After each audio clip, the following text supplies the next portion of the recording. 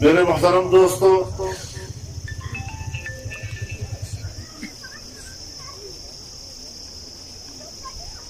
آزادی ایک بہت بڑی نعمت ہے، اور اسی لیے دین اسلام نے آزادی کو انسان کا پیدائشی حق قرار دیا ہے۔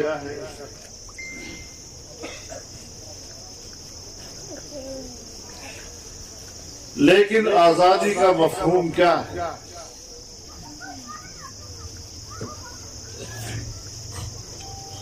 ہر قوم، چاہے وہ مسلمان ہو یا غیر مسلم، آزادی کی بات کرتا ہے،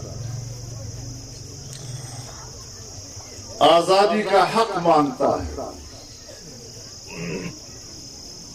آزادی کے لیے میدان میں نکلتا ہے اور قربانیاں دیتا ہے۔ مجھے دوسرے لوگوں سے غرض نہیں، لیکن بحیثیت مسلمان کے ہماری نظر میں آزادی کس چیز کا؟ ایک دوست نے مجھ سے پوچھا، اور بڑی بے تکلفی سے پوچھا، کہ آپ جو مولوی صاحبان ہیں، صبح و شام ہمیں ایک ہی درس دیتا ہے کہ اللہ کی بندگی کرو، آپ تو صرف بندگی کا درس دیتے ہیں، لیکن جب سڑک پر نکلتے ہیں تو پھر آزادی کا نعرہ لگاتے ہیں۔ بندگی اور آزادی کے تصور میں تو تضاد ہے، تو یہ کیا مسئلہ ہے؟ تو میں نے اس کو کہا کہ آزادی کے مفہوم کو سمجھنے کے لیے ذرا آپ اپنے خاندانی ماحول میں آ جائیے۔ ہمارے گھر کے اندر اور ہمارے خاندان میں ہمارا باپ ایک ہوتا ہے،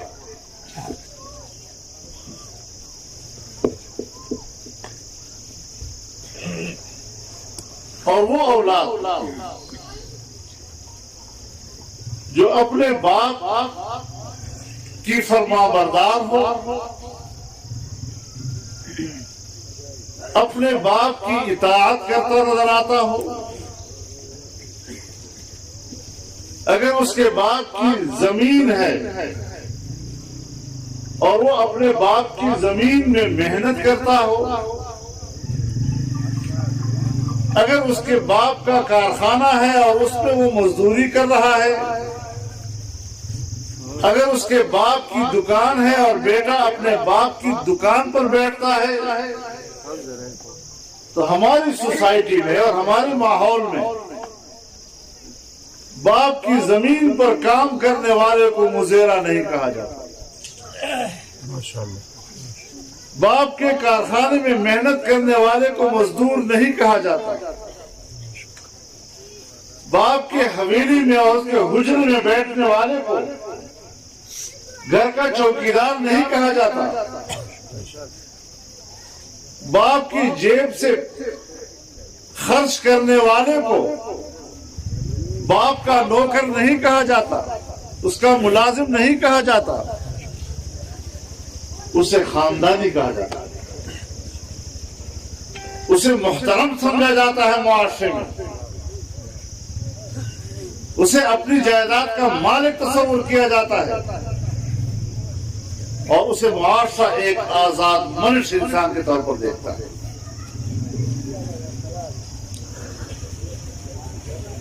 جس طرح گھر میں باپ ایک ہے، اس طرح کائنات کا خالق ایک ہے۔ اب جو قوم اللہ پر ایمان لائے،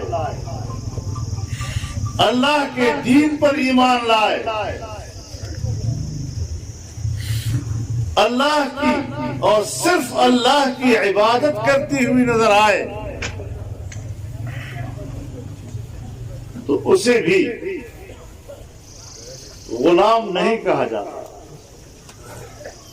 ایک اللہ کی بندگی کرنے والا اور اسی کو عبادت اور اطاعت کا مستحق سمجھنے والا اگر دنیا میں کوئی ایسی قوم رہتی ہے، یہی اس کی آزادی کی علامت ہے۔ اور جس طرح ہم گھر میں بعض دفعہ مجبور ہو کر معاشی تنگی کی وجہ سے کسی کی زمین پہ جا کے مزدوری کرتے ہیں، کسی کی دکان پہ جا کر بیٹھتے ہیں، کسی کے کارخانے میں مزدوری کرتے ہیں، تو ہمیں مزیرہ بھی کہا جاتا ہے، ہمیں مزدور بھی کہا جاتا ہے، اور ہمیں نوکر بھی کہا جاتا ہے۔ اس طرح اپنے رب کو چھوڑ کر دوسری قوموں کی اطاعت کرنا اور ان کے سامنے سر جھکانا، یہ بھی غلامی کی علامت ہوا ہے۔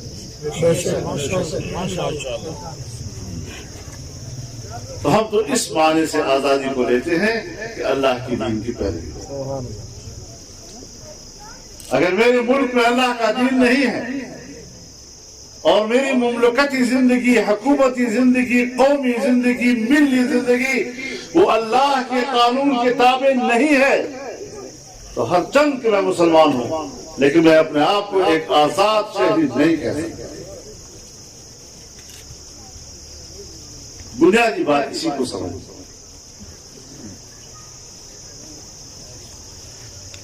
ہم نے پاکستان حاصل کیا،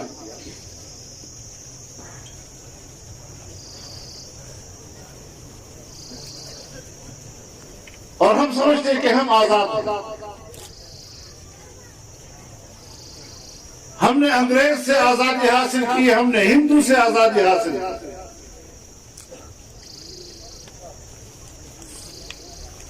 تین اسباب اس کے بیان کیے جاتے ہیں۔ کچھ لوگوں کا نظریہ یہ ہے کہ ہم نے اپنا وطن حاصل کیا اسلام کے لیے،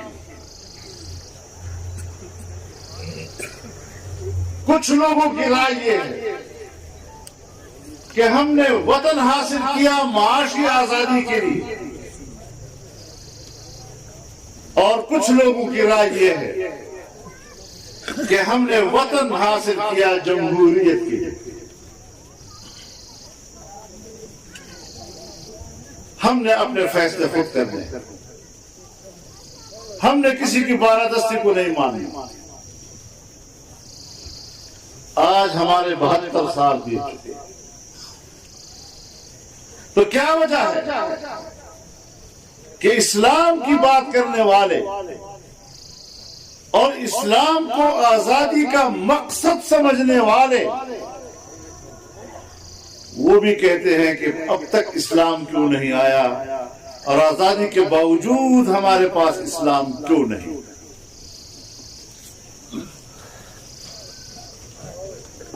جو لوگ سمجھتے ہیں کہ ہم نے معاشی آزادی کے لیے وطن حاصل کیا، وہ بھی آج کہتے ہیں کہ تو پاکستان میں معاشی آزادی تو نہیں ہے، معاشی خوشحالی بھی نہیں ہے۔ آج آپ دیکھ رہے ہیں ہمارے ملک کی معیشت کا کیا حال ہو،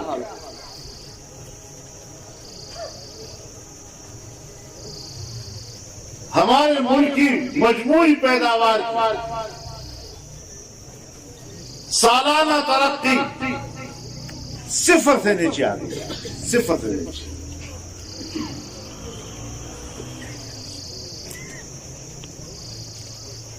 تو وہ بھی پریشان ہے کہ جس نظریے سے ہم نے وطن حاصل کیا تھا وہ تو نہیں ہے، اور وہ ہندوستان جس کے جبر سے ہم آزاد ہونا چاہتے تھے، آج ان کی معیشت آسمان سے باتیں کرتی ہے، اور ہماری معیشت کا کیا حال ہے؟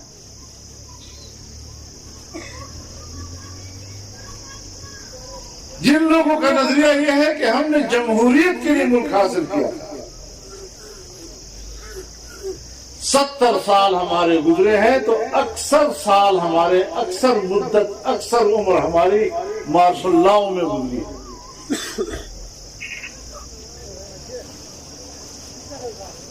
اور ہمارے ہاں آج بھی اگر حکومت ہے تو آج بھی ماشاء اللہ کا چربہ ہے، جمہوریت نہیں ہے۔ دھاندلی اور چوری کیے گئے ووٹ کے اساس پر حکومت کیے جا رہی ہے، تو جو جمہوریت پسند ہے وہ بھی پریشان ہے۔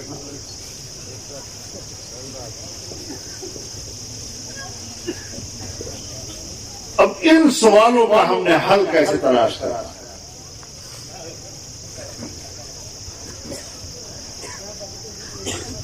حکمرانی تو ہمارے ہاں ہے، الیکشن بھی ہو جاتے،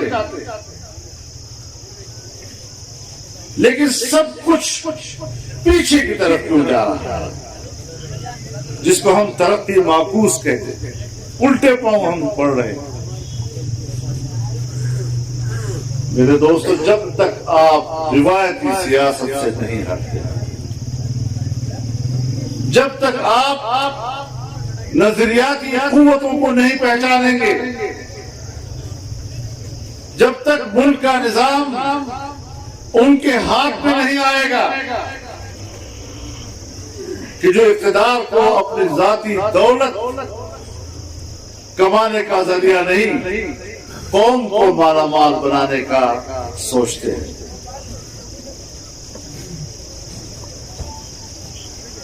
اس وقت تک خوشحالی نہیں آ سکتی۔ پھر آپ آزادی کی جنگ بھی نہیں لڑ سکتے، کیونکہ آزادی کے حوالے سے نظریے پر لوگ متفق نہیں ہیں۔ جمعیت علماء اسلام کی واضح رائے ہے کہ اسلام صرف عبادات کا نام نہیں، عبادت تو ہر ایک آپ کا، اخلاقیات ہر شخص کا اپنا مسئلہ، لیکن خوشحال معیشت اور امن و امان، یہ دونوں مملکت کی ضرورت ہے اور دونوں قومی زندگی کی ضرورت ہے۔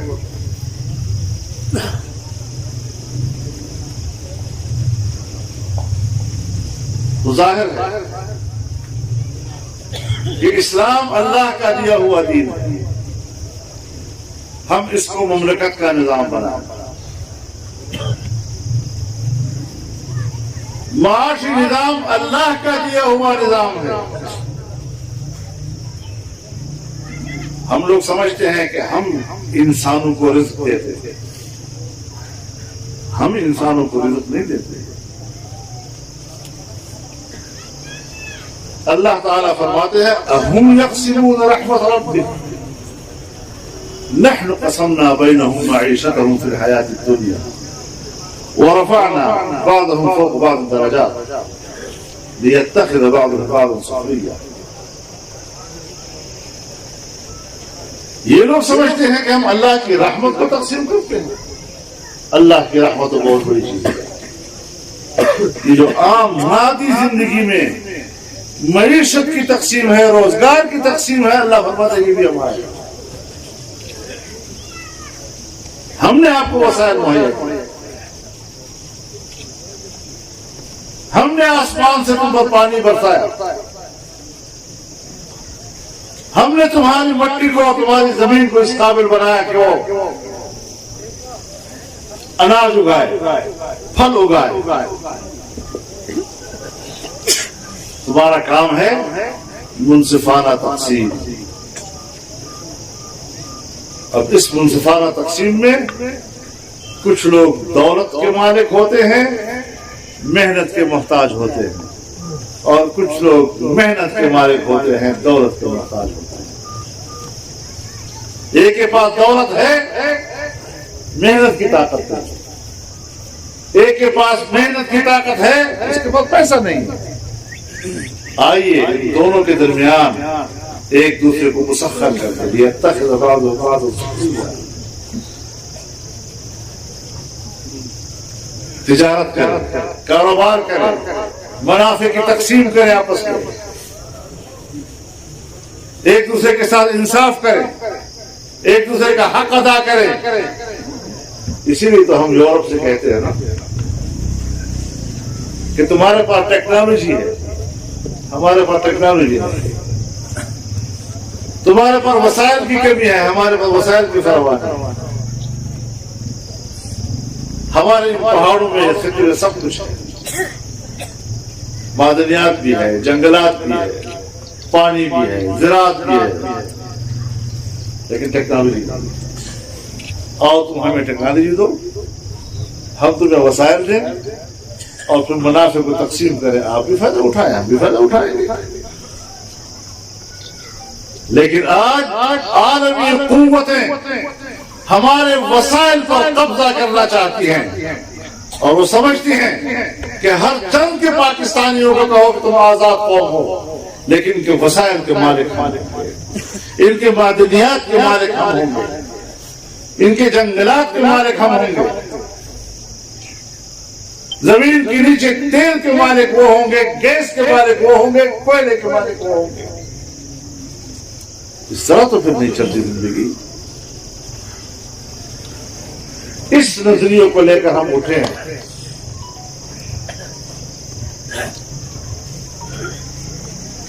اور الحمدللہ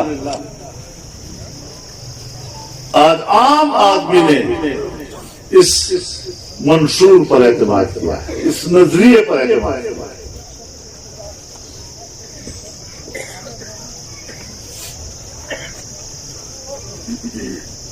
اللہ نے موقع عطا کیا ہے کہ ہم آپ کے پاس آئے ہیں اور آپ حضرات نے اپنی پارٹی وابستگی سے بالاتر ہو کر، حتیٰ کہ مسلکی وابستگی سے بھی بالاتر ہو کر ہمیں جو عزت بخشی ہے، ہم اس پر آپ کے شکر گزار ہیں۔ اسی لیے ہم جب اپنے نظریے کی دعوت دیتے ہیں تو سب کشمیریوں کو دے رہے ہیں۔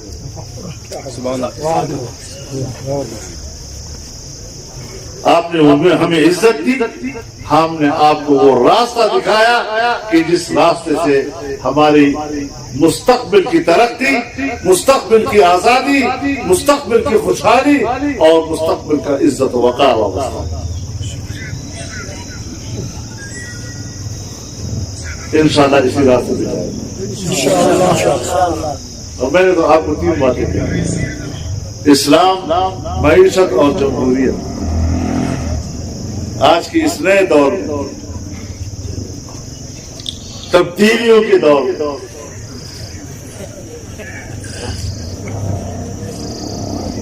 ہمیں اپنی تہذیب سے بھی محروم کیا جا رہا ہے۔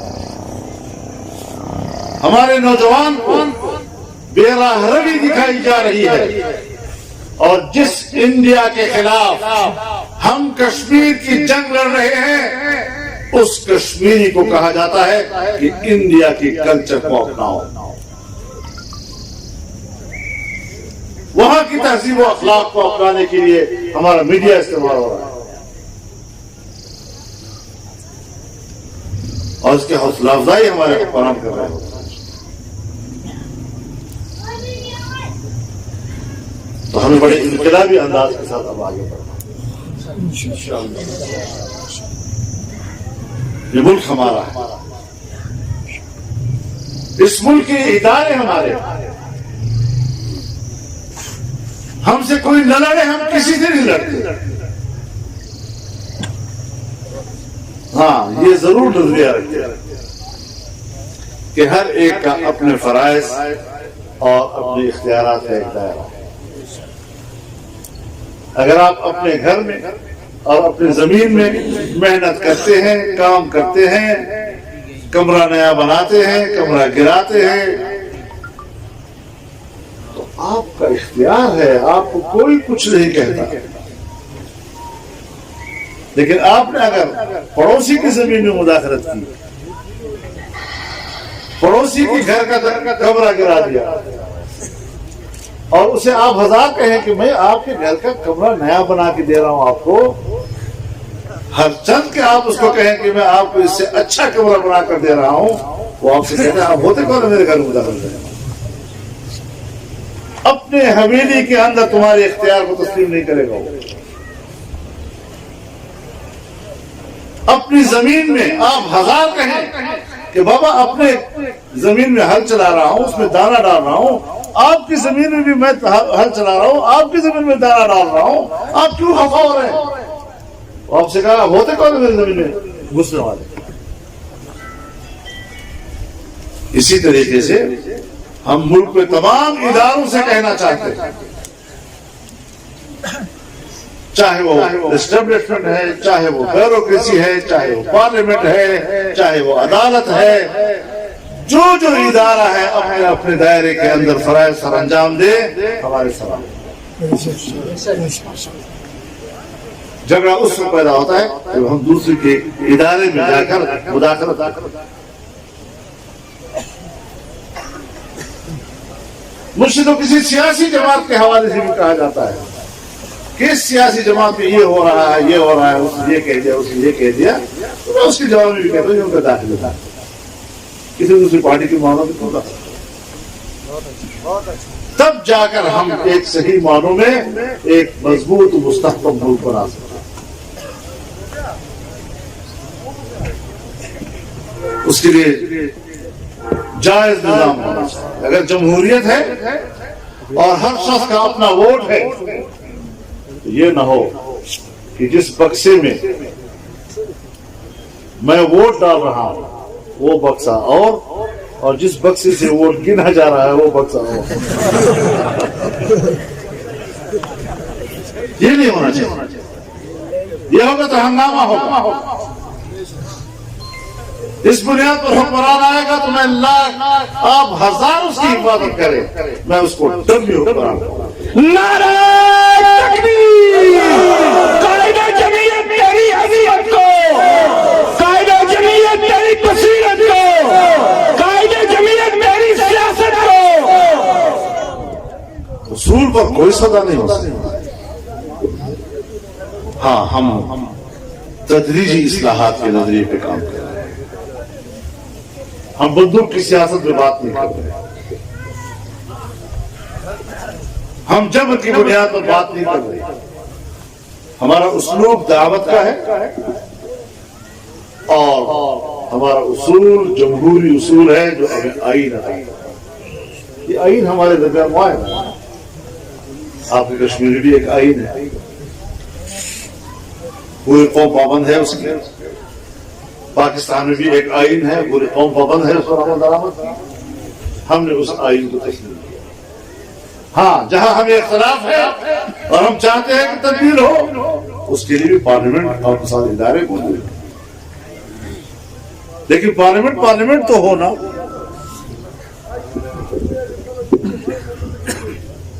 اب اگر دھاندلیوں سے آئے ہوئے ممبران سے بھر دیا جائے، ہم تو اس کے قانون سازی کو بھی تسلیم نہیں کرتے۔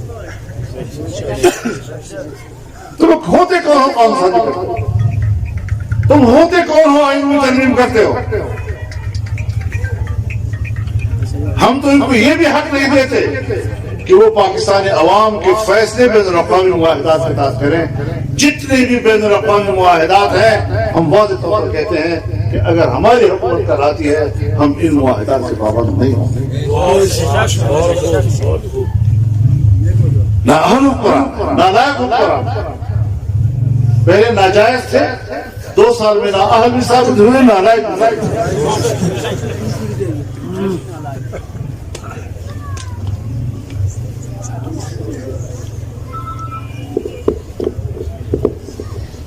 تو ناجائز تو اولاد ہو، لوگ اس اولاد کو بھی تسلیم نہیں کرتے۔ تو ناجائز حکومت کو کیسے تسلیم کرتے؟ تو اس اعتبار سے الحمدللہ ہم پورے استقامت کے ساتھ اور علی وجہ البصیرۃ اللہ پر توکل کرتے ہوئے اس میدان میں ہیں اور آزادی کے معنی میں نے بتا دیے کہ ایک اللہ کی اطاعت، ایک اللہ کی عبادت، اور اسی کو خیر و شر کا مالک سمجھتے ہیں۔ کوئی مائی کا لال مت سوچے کہ وہ کسی خیر کا مالک ہے یا کسی شر کا مالک ہے یا کسی طاقت کا مالک ہے اور طاقت سے ہمیں مغلوب کر دے گا۔ ہم طاقت سے مغلوب ہونے والے نہیں، ہم اللہ کے دین کے سہارے دوسروں پر روک ڈالنے والے ہیں۔ نعرہ